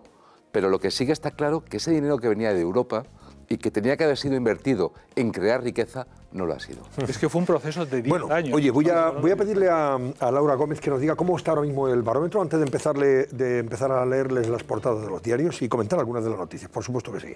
¿Qué tal? ¿Qué tal, Antonio? Pues a esta hora de la noche más del 66% de nuestros espectadores creen que la decisión de Pedro Sánchez de cargar el impuesto de las hipotecas a los bancos es una medida populista, y esto es lo que dicen ellos en nuestro barómetro. Pero ¿qué opinan en las redes sociales? Pues una de ellas, Rosa, dice: ¿cuánta verdad estáis diciendo? El decreto ley de Sánchez para que paguen los bancos el impuesto de las hipotecas solo hará que encarecer los precios de interés de las mismas, y además hace un hashtag: la banca siempre gana. José Manuel, otro de nuestros espectadores, dice: al final las consecuencias de la guerra entre PSOE y Podemos por ser el más socialista las vamos a acabar pagando los contribuyentes. Somos los grandes damnificados de sus estúpidas políticas. Antonio. Muy bien, pues sigan ustedes opinando. Miren, la portada del Mundo, periódico que dirige Paco Rosell, dice a 4 columnas: Sánchez se erige en justiciero y golpea a los jueces y la banca. Y luego cuenta la enmienda del Tribunal Supremo, o sea, cómo enmienda al Tribunal Supremo Sánchez y obligará por decreto a los bancos a pagar el impuesto de las hipotecas.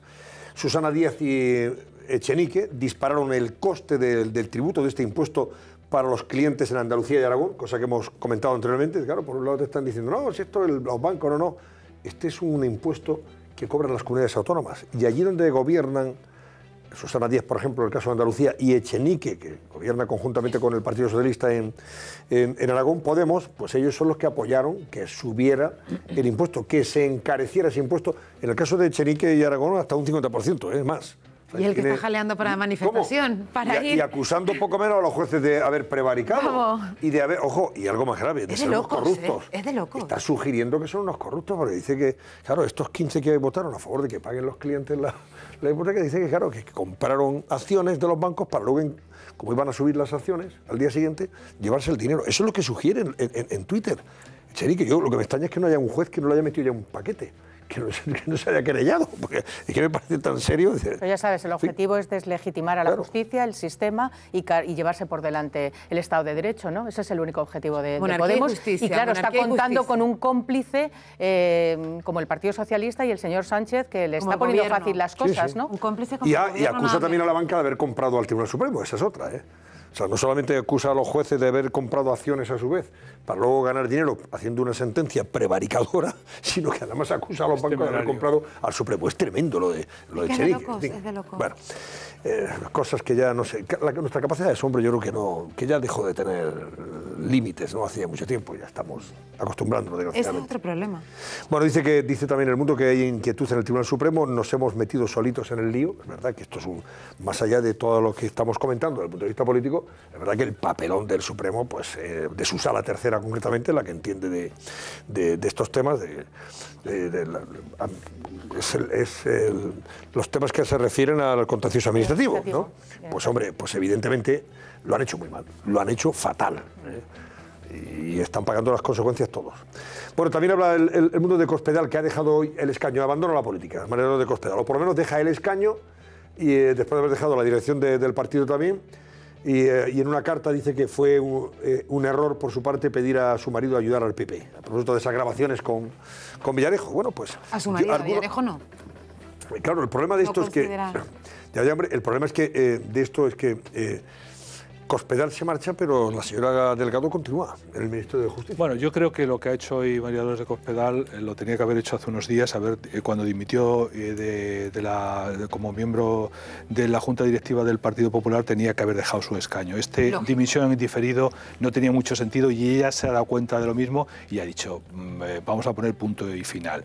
Y la verdad es que decía Blair que en la política todo termina bastante mal, pero su episodio cerrándose con el señor Villarejo, ordenando espiar a un compañero de partido, etcétera, etcétera, eso no es admisible de ningún punto de vista. Contexto en el que se produce. Sí, pero el contexto estamos hablando del año 2009. En aquel momento es verdad que todo lo que giraba en torno al Partido Popular era corrupción y Bárcenas como protagonista en la cúspide. Sí. Y luego se empieza a hablar de que si Javier Arenas, que se tenía relación con Bárcenas, que si hay una fundación en la que entonces la secretaria general, que es la que se enfrenta en esos momentos, sí. El fin no justifica bueno, pero que yo creo que sí, no podemos eludir esa parte, si ¿no? no eludimos como secretaria general dice que si a mí me dicen que es que hay una fundación en la que aquí está metido Javier Arenas, que si no sé qué Bárcenas, eso es lo que le cuenta este pájaro. Pero no contratas a Villarejo, pero si no que lo contratas, es que este se ofrecía a todo el mundo. Iba contando cosas a todo el mundo. Hoy con Rubalcaba, hoy con Dolores Cospedal, mañana con pero se te Garzón, ofrece, pero quien dice sí o no eres tú. Y tú sabes lo que va a salir, Paco, que tú has oído algunas cintas más, ¿no? Bueno, no ya de otras personas. Habrá muchas cintas al respecto de todo el que ha tenido la ocurrencia de reunirse con este señor. Bueno. Pero ella, como secretaria general, no podía seguir. Esto obliga a la... porque hay que decirlo. Pero bueno, si yo no digo que no siga o deje de seguir, pero que es verdad que tú no puedes... Que el contexto en el que se produce aquello, dice, oiga, yo quiero saber hasta dónde llegan los asuntos de corrupción en mi partido, y si me están contando esto, y Antonio, que tiene unas empresas privadas, que por cierto, ¿quién le permitió a Villarejo que tuviera empresas privadas? ¿Quién le permite a Villarejo que tenga empresas privadas? Cuando tú llegas a una secretaría... ¿Quién le permite tener empresas privadas de investigación? Cuando era comisario... El Ministerio del Interior. Claro, y él ofrecía sus servicios de la parte privada de sus empresas. Pero ahora descubre, y ganaba dinero. Ahora descubre, cuando María Dolores Cospedal descubre que se autorizó en el Ministerio de Rubalcaba, lo descubre en un momento. ¿Qué, perdón? Que cuando ella en su carta hoy justifica que había sido, digamos, premiado por el Ministerio de Rubalcaba y que eso fue... Pero era una persona que se reunía con mucha gente del gobierno. Bien. Y entonces no parece que... Pero es que esa reunión, Antonio, esa reunión secreta, utilizando tu propio marido para encargarle ese tipo de trabajos, es inadmisible. Y esa clave para espiar a un compañero del partido, de que estuviera el propio marido... Dicho lo cual, vamos a ver, se cierra una etapa y no podemos olvidar aquí la célebre frase que empleó en su momento nuestro premio Nobel Cela, el que resiste gana, no se puede aplicar a la ministra de Justicia. La ministra de Justicia, cada día que pasa, es una oportunidad que pierde para dejar el propio ministerio. No puede ser notaria mayor del reino una señora que se reúne con este señor Villarejo, le hace determinados encargos, compromete a jueces con determinadas relaciones y pone al servicio de este señor una información absolutamente delicada, y además, cuando el señor Villarejo le comenta que tiene una red de información vaginal, le dice éxito seguro. Una señora que es fiscal en aquel momento y que actualmente es la notario mayor del reino. Le han preguntado ya en Helsinki, estaba Pablo Casado hoy, ¿no? Que está impulsando, según dice también El Mundo en su portada de hoy, un compromiso del PP europeo contra el secesionismo. Bueno, en esa reunión del Partido Popular Europeo le han preguntado sobre este asunto de Cospedal y comentaba esto Casado. María de Cospedal siempre ha hecho lo mejor para el partido y las decisiones que ha tomado cuentan con mi respeto, y las decisiones que tome en un futuro, si así lo decide, también contarán con el apoyo de la elección popular. Esto es compatible con decir que no vamos a aceptar ningún doble rasero y, por tanto, ahora mi pregunta, Pedro Sánchez, y mañana tiene un Consejo de Ministros para aprovecharlo, es ¿por qué no cesa ya a Dolores Delgado? Que conoció de delitos de prostitución, que conoció de delitos de posible abuso de menores en Colombia y sobre...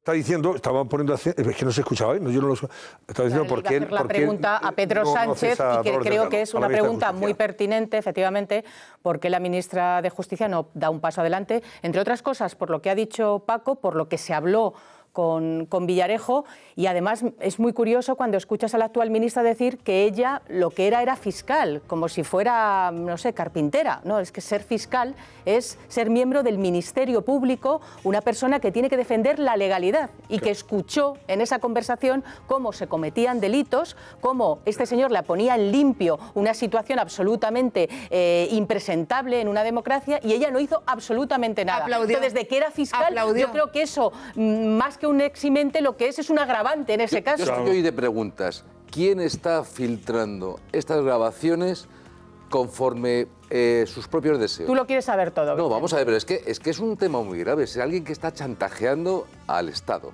Es decir, está decidiendo quién sale y quién no sale en las grabaciones. Quién tiene que dimitir y quién no tiene que dimitir. En eso. ¿Cómo que no? No. Vamos a ver. No me parece un chantaje. No. ¿Que no es un chantaje? No. ¿Qué es? Vamos a ver, a ti te llega un material...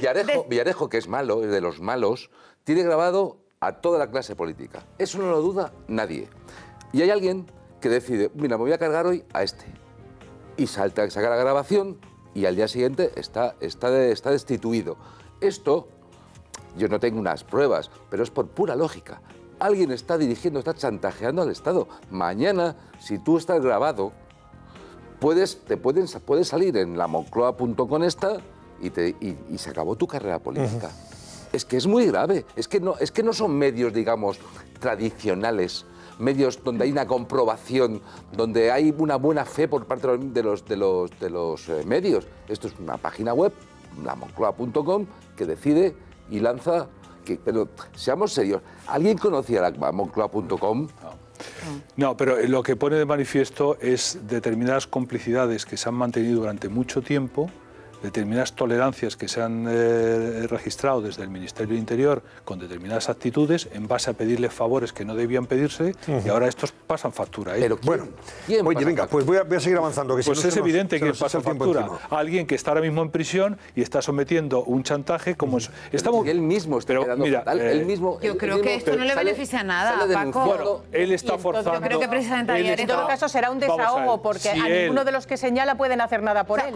Quiero decir, sobre todo que está en manos de los claro, o sea, de repente va por Cospedal por el Partido Popular. ¿Qué puede hacer el Partido Popular por él ahora mismo que está en prisión? Si él entendiera que no le beneficia, no la sacaría.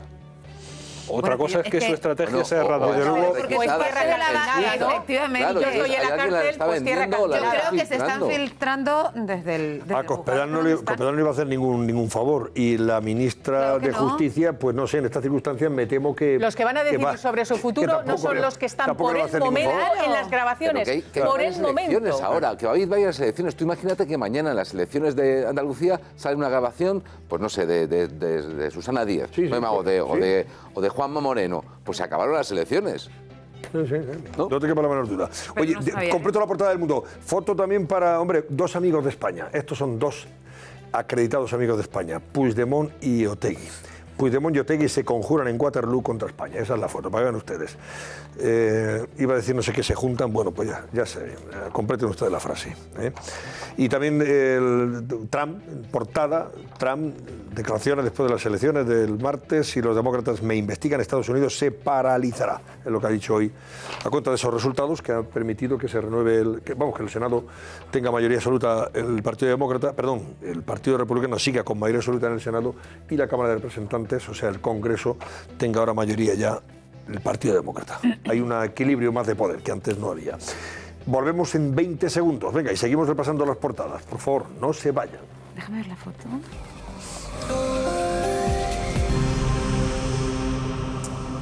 Bueno, vean la portada de ABC con Sánchez y el presidente de la Sala Tercera del Tribunal Supremo. De espaldas, ambos. Y el titular: Sánchez saca rédito de las hipotecas. El Gobierno aprobará hoy un Real Decreto para que el banco y no el cliente pague el impuesto hipotecario a partir de ahora. Aprovecha la caótica gestión de la resolución judicial para pedirle al Tribunal Supremo que reflexione sobre su credibilidad en pleno desafío independentista. Y luego, su segunda portada de titulares, a veces destaca esto que hemos comentado anteriormente: Cospedal renuncia a su escaño para liberar al PP de cualquier ataque. Susana Díaz, Susana Díaz, no. Estaban 10 marcas desconocidas de coches. Bueno, fíjate, había leído que era Susana Díaz. Estamos hablando de 10.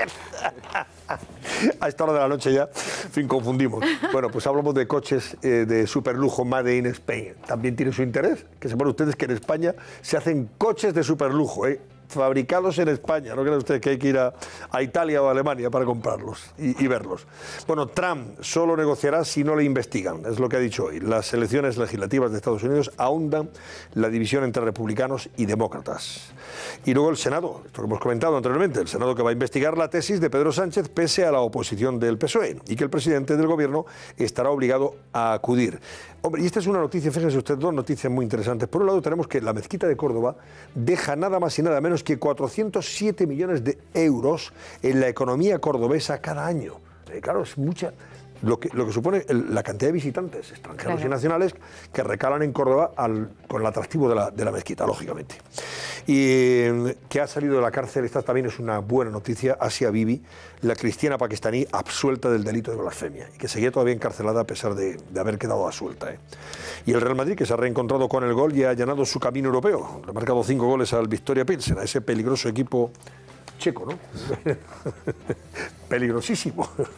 Bueno, El País, vean la portada del País que destaca cómo Sánchez reformará el impuesto de las hipotecas por decreto, que las asociaciones de consumidores temen que se encarezcan los préstamos, que es lo que va a pasar, y que la bolsa logra la segunda mayor subida del año tras la decisión del alto tribunal. También dice que el gobierno le pide al Supremo que reflexione y haga autocrítica. Para Pedro Sánchez. Sobre las elecciones norteamericanas, el avance demócrata pone límites a Trump a mitad de su mandato, porque han ganado en el Congreso, aunque el Senado mantiene todavía mayoría el Partido Republicano, y que la alarma ciudadana por el calentamiento se dispara en el sur de Europa. Voy con La Vanguardia. La banca pagará en adelante el impuesto de las hipotecas, es lo que dice La Vanguardia. Sánchez anuncia una reforma express y pide autocrítica al Supremo, y el presidente del tribunal responde que la ley es confusa. También dice que Cospedal deja su escaño y se despide de la política. Y condenas de 3 años y medio y 5 años de cárcel a los padres de Nadia. Las penas suponen un castigo ejemplar para una estafa. Ha sido unas penas duras, sin duda alguna. Los periódicos económicos, ya les hemos adelantado que los periódicos económicos no dejan lugar a dudas de que los bancos al final repercutirán el precio del impuesto, o sea, el impuesto, perdón, a los clientes que suscriban sus hipotecas. Los bancos pagarán el impuesto a las hipotecas. El impuesto puede restar un 3% al beneficio del sector, según Bank of America, y varios expertos dicen que puede haber responsabilidad patrimonial del Estado, según dice Expansión. También habla de la declaración de Pedro Sánchez: nunca más los españoles pagarán este impuesto. Pero vamos, insistimos en que luego la mayoría de los expertos creen que la banca subirá las hipotecas tras el decreto de Sánchez, como dice el economista.es, y que las entidades van a repercutir al cliente el impuesto tras la decisión del gobierno. Y 5 días que Sánchez decreta que la banca pague el impuesto hipotecario, pero las entidades repercutirán el tributo en el precio de los créditos. El gobierno crítico con el Supremo. Bueno, pues esto es lo que les invitamos a ustedes a que lean en las próximas horas. Estamos de vuelta enseguida y les decimos cuál es el resultado del barómetro y lo que hoy va a ser noticia, hoy jueves.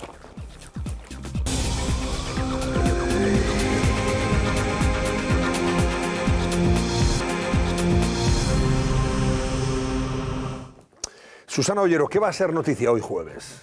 Pues vamos con esa agenda de noticias para hoy jueves 8 de noviembre, Antonio, que tiene un primer protagonista, que será el Consejo de Ministros. Se celebrará en unas horas porque el viernes es fiesta en la Comunidad de Madrid, así que será una reunión importante porque el Ejecutivo va a aprobar un Real Decreto que va a afectar a esos impuestos de las hipotecas para que sea a partir de ahora la banca la que se haga cargo de él. Habrá más temas de calado en este Consejo de Ministros atípico. Se aprobará también el último trámite administrativo que corresponde en este caso al Gobierno para la exhumación de los restos de Franco del Valle de los Caídos. Y por último, atención, porque todas las miradas estarán puestas en Susana Díaz, en la presidenta de Andalucía. Va a comparecer ante la Comisión de Investigación del Senado y va a tener que responder a preguntas sobre la financiación del PSOE y el caso de los ERE, Antonio. Bueno, pues nada, estaremos atentos a esas noticias. Para ser más preciso, el viernes es solo fiesta en Madrid capital, es el Día de la Almudena. Su patrona. La patrona de Madrid, efectivamente, no en toda la comunidad. ¿Y el barómetro cómo cierra, Laura Gómez? Bueno, Antonio, pues creen nuestros espectadores que la decisión de Pedro Sánchez de cargar el impuesto de las hipotecas a los bancos es una medida populista. Pues cerramos barómetro con el 66,9% de nuestros espectadores que piensan que sí, frente a, por tanto, un 33,1% que dice que no. Gracias, Laura. Bueno, pues esto ha sido todo por nuestra parte. Adiós, Paco Rosell y Maite Alcaraz. Gracias por acompañarme y gracias también a Sandra Fernández y a Vicente González Olaya. Un placer, como siempre. Y a ustedes, ¿qué les voy a decir? Pues que disfruten de este nuevo capítulo del Comisario, que está teniendo un éxito extraordinario. Disfrútenlo.